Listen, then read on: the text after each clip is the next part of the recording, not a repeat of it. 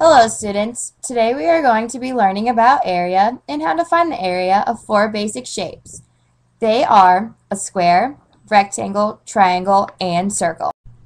First, we are going to learn what area is. Area is the size a surface takes up and is measured in square units. This first shape is 5 squares by 1 and has an area of 5. So we can check by counting the squares.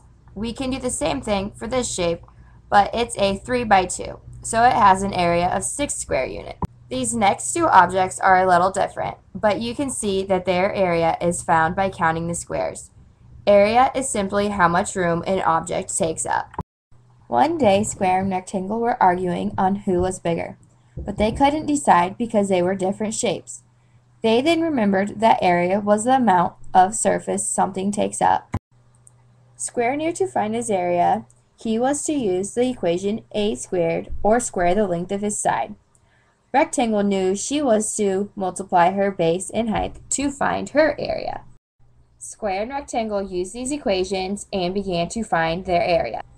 They wanted to check their answers, so they counted how many squares they covered. Square covered 9 square units and rectangle covered 10 square units, making rectangle bigger.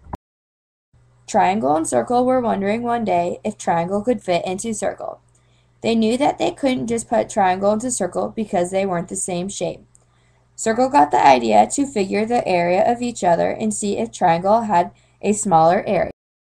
Circle knew that she could find her area by taking her radius, squaring it, and then multiplying it by pi, or 3.14. Triangle knew his area consisted of his base times his height, then multiplying that by 1/2. Circle and triangle used their equations, and these were the answers they got. Triangle had a smaller area, and he could fit into circle. Let's review now. A circle, we use the equation pi times radius squared. For a triangle, we use the equation 1/2 times base times height. For a square, we can use the equation a squared, or we can simply square the length of the side. And finally, for a rectangle, we use the equation a times b, or we multiply one side times the opposite side.